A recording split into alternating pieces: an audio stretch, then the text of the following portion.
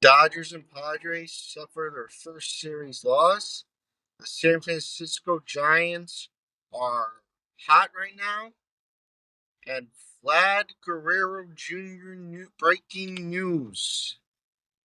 All that and more here on the baseline.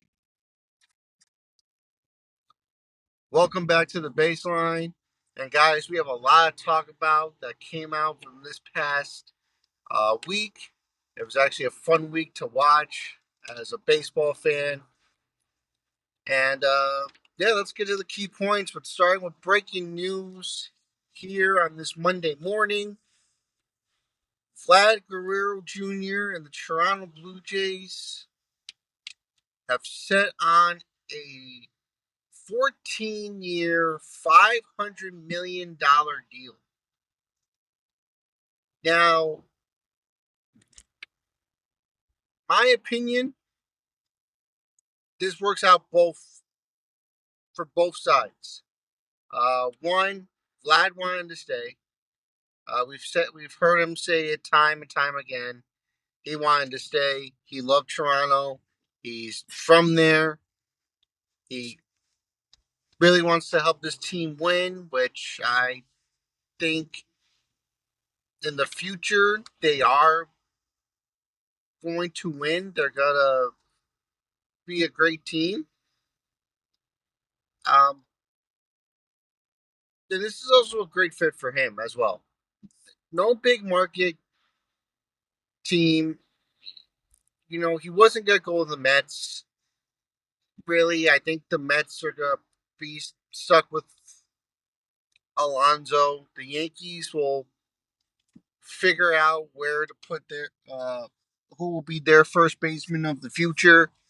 Uh, Maybe if Ben Rice gets going, maybe you have Ben Rice. I know he's working with Goldschmidt, who is a veteran um, on that team.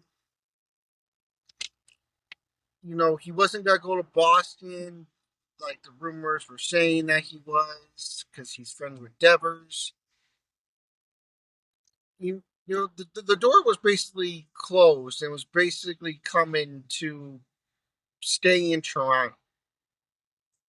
You know, you're making a name for yourself. You know, if he gets a couple more good years like he did in last year, he will be in a Hall of Famer. He'll be going in as Toronto. It just made sense to have to stay in Toronto. Now, from the front office standpoint, you got your guy. This year you started with Anthony Santander. Bo Bichette's starting to get hot a little bit, but he's also a free agent. Now it's up to you to find those pieces, get those pieces going, and prove to the world, to the AL East teams, that we're ready to win right now. To me, at best, this team that they have is at best a fourth place team. At best. Yankees aren't going anywhere. Love to see how the rest of the season goes for them. I know they've been hot, but they're not going anywhere. Boston's only going up from here, especially with Rafi Devers. The last couple games, we'll get to him in a minute. He's been hot. So has Bregman. Baltimore's not going to go anywhere. They got that young core that I know they probably going to lock up for life. Now it's Toronto's turn to make the pieces. Okay, we got our guy. We got him. Now you got to build a franchise around. It's like the Yankees with Aaron Judge. They Once they locked him up, look what they did the last couple of years. Juan Soto last year, this year, Freed, Bellinger, Goldschmidt. Probably gonna make a move or two at the deadline. Maybe I don't know. I'm just saying. This, this Toronto's the front office. It now the clock's ticking on you. You have 14 years of Vlad. He's in his prime. He's 26, 27 years old. Let's get a championship or at least get to the playoffs with Vlad.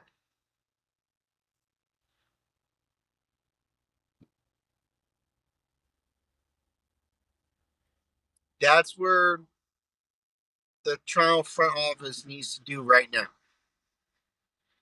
This offseason, or hey, maybe this trade deadline, you gotta put the pieces on and contend. Now that Vlad is back in your court. Like I said, love the move. I think he should have re-signed with Toronto, and he did. I am happy. I do like the move. Now I want to see Toronto get up there and start contending and being what they were, you know, back in like in the '90s when they won against Philadelphia. You know, Joe Carter. You know, need that moment. They need that moment back in Toronto. Uh, Giants have been hot. They were great this weekend against the Seattle Mariners. Uh, a walk off by Willie Adames on the home opener. I like this move. Willie Adames could have gone anywhere, and it would have been a great move for that team.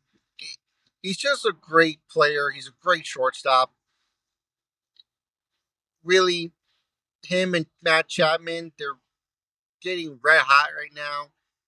Um, the one thing I didn't like about the home opener for the Giants, which was this past Friday, is that Verlander didn't even get out of the third inning. That scares me. I know he was dominant his first start, but yeah, I don't know, guys. It might be time to just hang up, especially if he has another start like that. I know he doesn't want to leave. He's a Hall of Famer. He's doing this for a reason. You know, he's been in the game for so long, but I don't know. To me, it looked like he had nothing left. Like Seattle was just getting to him.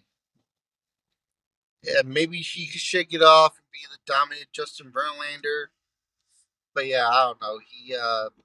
He did not look good in that home opener against Seattle. Uh, to me, kind of scares me. I'm a Justin Verlander fan. I like to see him continue. I've always said, go on the sunshine and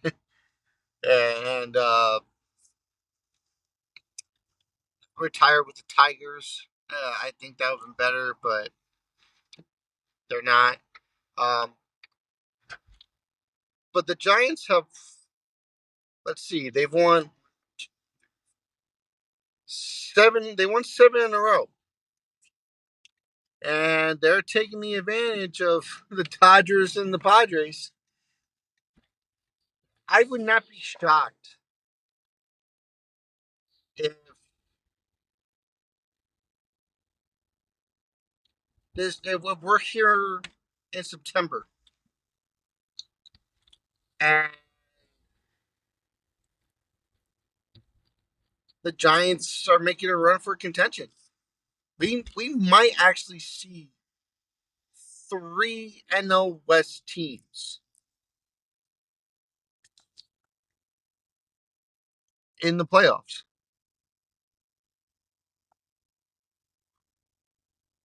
I might we might actually.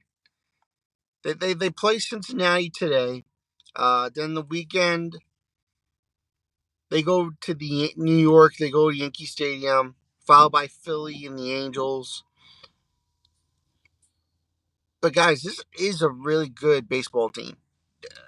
Um, they're just reminds me of that year where what they won the 106 games and they beat the Dodgers. Not saying it might happen this year because the Dodgers are too good, but yeah, they could take advantage and just keep winning a bunch of series. I can see it happening. The Dodgers already have two injuries. Why not?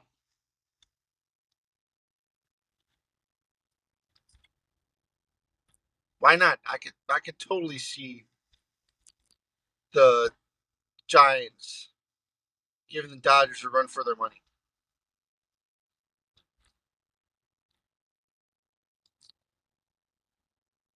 But they've been really hot. Um, like I said, Willie Adamas, even Jung Ho Lee. Can we talk about him for a minute? Was the guy that everyone was excited to see last year.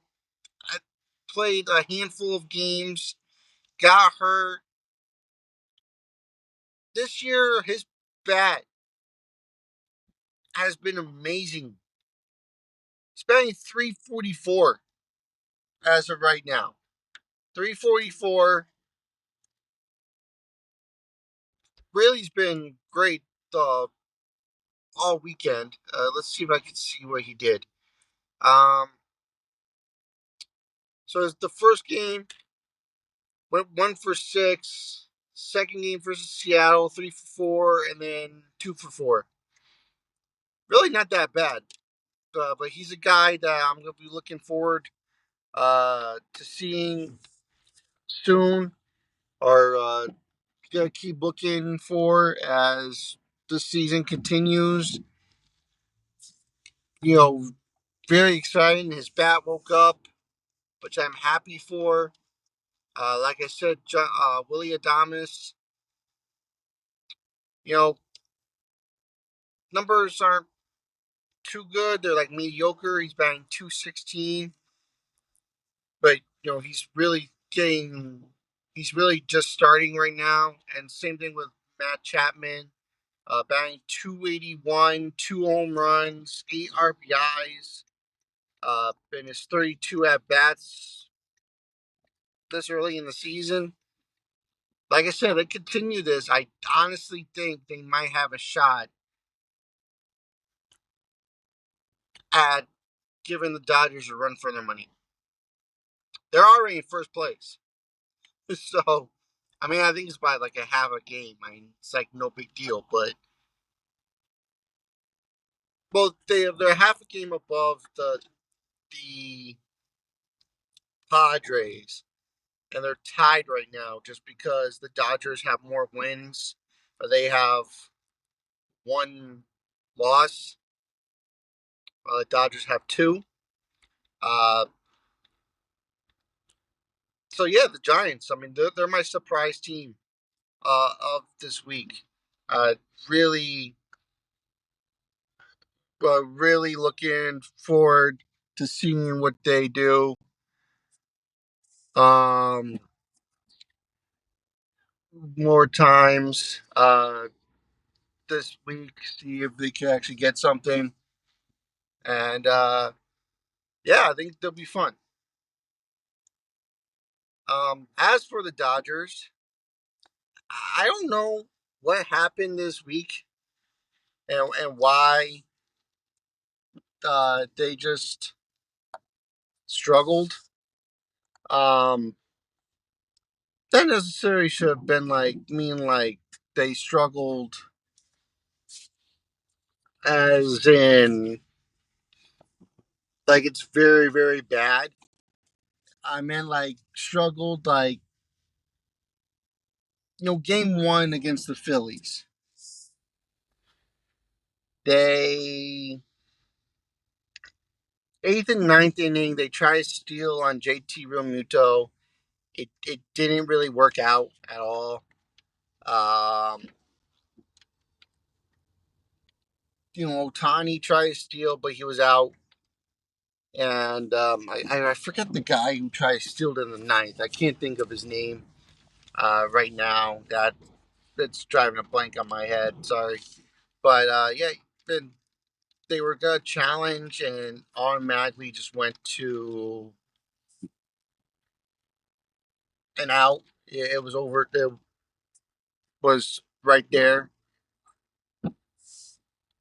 Um, I mean, I know they won game two. Uh, Last night or yesterday afternoon, they were fighting. Looked like they had the lead for a while until Philadelphia came back late in the game, which Philadelphia does. That's what they do. And also, like, Blake Triton really wasn't that good last night, which I don't never think it's a good sign. You never want to start early, struggling in your career, and or in the season. Sorry, my career. I mean, but other than that, Tanner Scott has been great. I think he struggled at one time. He gave up a couple runs, but it wasn't a big deal. He still got the save. Kirby Yates has been good. Just the thing that worries me is the injuries. And I said it on last week's pod. I'll say it again. When you have a team that's just injury prone, that's never a good sign. And it's starting to show already. Freddie Freeman has that ankle injury that he still hasn't recovered from back in the playoffs last year. He aggravated it again. I don't know how long he's gonna be out. They put him on the 15-day IL, which, like I said, not a problem. They have Kiki Hernandez, they have Max Muncy, but is that really the star players that you want? And no offense to Kiki Hernandez, but to me, he's only good for his defense. He's not that great with the bat, at least in my opinion. It's like Jose Siri. Why? Like when the Mets traded for him, why did they trade for Jose Siri? Yeah, because he's great in the glove. He's gotta get you exactly what you want out in the outfield. But when it's time to be in that bat, he's not that good. He's not. When 29 at bats, he's batting 103. That's really not a good replacement from Freddie Freeman. And then news yesterday also broke out that Blake Snell has now shoulder inflammation. He's going to be out for a while, and that's what I'm scared of for these Dodgers. I mean, who's next? Mookie Betts got hurt last year. You had who else did you had injured? Tyler Glass now. I mean, even though he's been doing phenomenal, but he was phenomenal last year too until he got hurt. And he does have a history of being injured, even with Tampa. Pittsburgh, I don't think he really did. But I know before Tampa traded him, he was definitely injury prone. Uh, I mean, there's only so many people you can replace. Like I get like if Mookie Betts did get hurt, you call up Hai Sun Kim. And I know they signed him and they brought him down in the minors, which I don't understand why they did that, but I guess maybe he wasn't ready. I don't know. Um, but yeah, that's my only concern with the Dodgers. Um, actually, second game, which they won. I think they won by like a very very close score. But Sasaki ended up finding his groove. Literally winning that game with pitching 4 innings, 8 strikeouts in his first 2 games. And this game, his third against Philadelphia, he looked nasty. Like his pitches were painting the corners. He was, he might have found it. I don't know what they told him or what they did, but they definitely found what they were looking for. Sasaki might actually be a guy that we were all looking forward to. I was looking forward to this.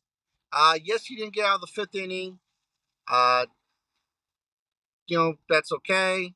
I'm not gonna hate on him because he didn't get out of the fifth inning. The whole Dodgers rotation didn't get out of the fifth. Hasn't pitched more than the fifth inning. Blake Snell, who he never gets out of the fifth inning. I think he's done it once in his whole career. I don't really care at that point. Uh, Glasnow hasn't done it, but it's an improvement. He gave up 1 earned run, 3 hits, and 4 innings pitched, 4 strikeouts. That's an improvement, and that's what I would like to see. I would like to see Sasaki continue this trend, get more comfortable. I know that's like the big thing, but just relax. Go out there and pitch. Don't worry about facing big name guys. Just relax. And that's what he did. I would love to see what happens next in his next start. I'm going to be watching. I can't wait. The Padres also lose 2 out of 3 by the Cubs. Um, they really didn't look that good. Game one on the Cubs home opener, the errors just kept costing him. I know Machado's like just didn't pick up a routine ground ball. Uh, Bogarts gave like an error. They just looked bad. And also Iwagawa, man, was he on fire? I this is the guy that we all wanted to see. I know last year he was also really really good, but you know he was definitely lights out against the Padres. I don't know why I wanted to say Cubs. Um, But yeah, let's see if I can get the box score right here.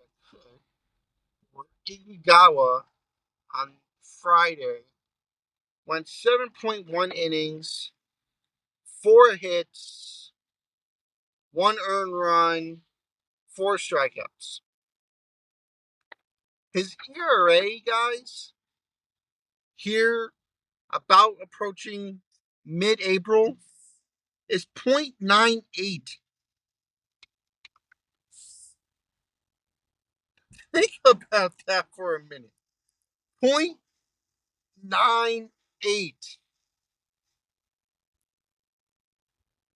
Oh, it's insane. This guy is a great pitcher. I love it. Have one more stat on him, and then I'll go back to the Padres, which is in his first 3 starts of the season, he has 18 innings pitched, 2 earned runs.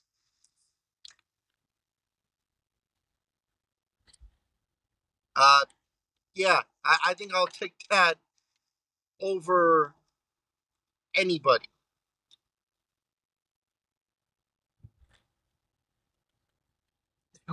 I mean, that's insane, right there. I love that. Uh, Game two, also just bad pitching from uh, Padres as they gave up 7 runs. I know Kyle Tucker hit a home run for the Cubs. Uh, and then last night they just the Padres end up winning 8-7. Again, just great hitting by them. As let's see who helped them out. Arias went 4 for 5. Machado went 1 for 2. Cronenworth went 2 for 4. And so they had their most guys, their big guys get hits. But you just gotta shake it off. I know they play. I think they played the Athletics tonight in that new stadium, which not really a big fan of that stadium in Sacramento. Uh, it's okay. It's just very very small. Yeah, but what you gotta do? The Red Sox have been on fire lately. I think they're like a half a game back of the Yankees in the standings, if I'm not mistaken. Yeah, they're half a game back. They're 6-4. They swept St. Louis. Bregman's bat is going crazy. He drove in 6 runs last night. So yeah, he's doing very well for himself. Devers is finally getting hot. He had a couple of hits finally after I think starting 0 for 19 with 15 strikeouts. Again, this team is just like I said, waiting for it to be put together, and they're gonna cause some damage together. They have. Trevor Story has actually been playing really well. I think he hit a home run on opening day, Boston's opening day, for that, for them. He,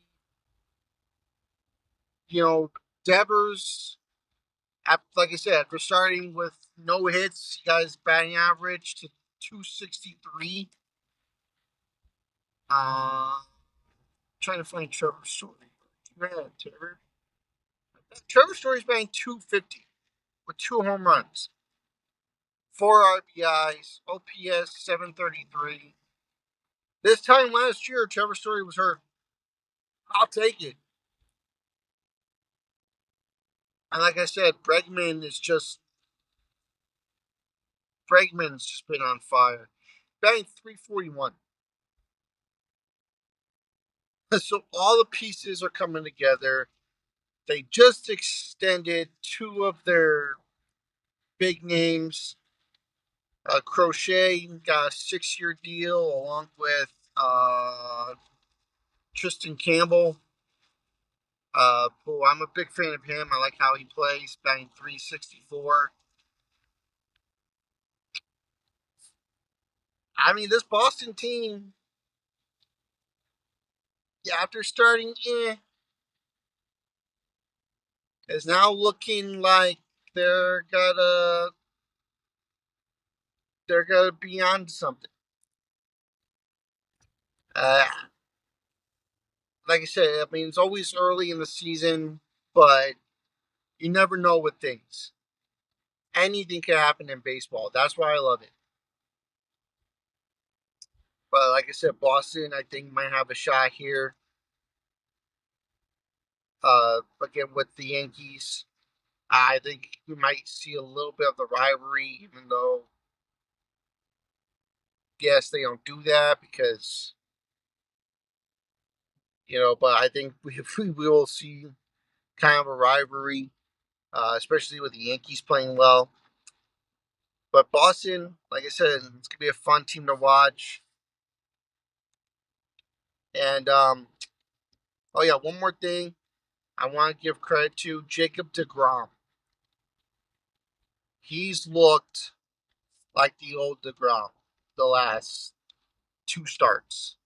I think one start he gave up no runs. His last start, I believe, was 1 run, and but then again, even the whole team of the Texas Rangers is looking really hot after not performing well last year, coming off a World Series win in 2023. Let's see, DeGrom has no wins, which is that's always like a typical DeGrom, especially when he was at the Mets. But he's got 10 innings pitched, 14 strikeouts, ERA 1.69. That's the DeGrom we all know and love. Oh wait, sorry. Uh, duh. Scratch that. I'm reading his last year's starts. His ERA is 3.38. He's got 9 strikeouts. Innings are actually the same, which is kind of funny. Um, yeah, but 3.38. It's not good. It's you know it'll go down, but he's looks healthy. He looks dominant. I can't wait to see what else he does. And this Rangers team is looking so well. Um, and maybe it'll be one of those things. They won in 2023.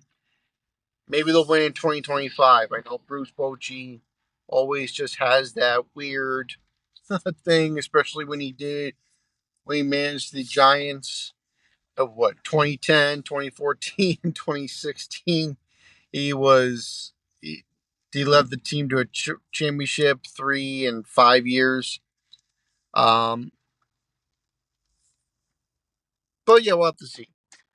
But that's the news I have for you guys this past week. Like I said, just we're not gonna go with all the teams. We're just gonna take um, the key points, at least to me.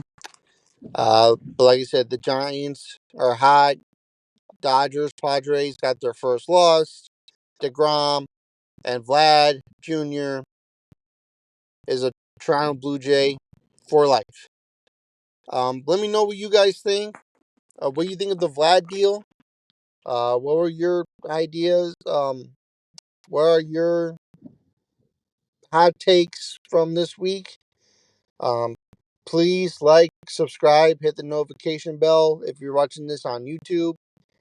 And from that, I will see you all in the next one.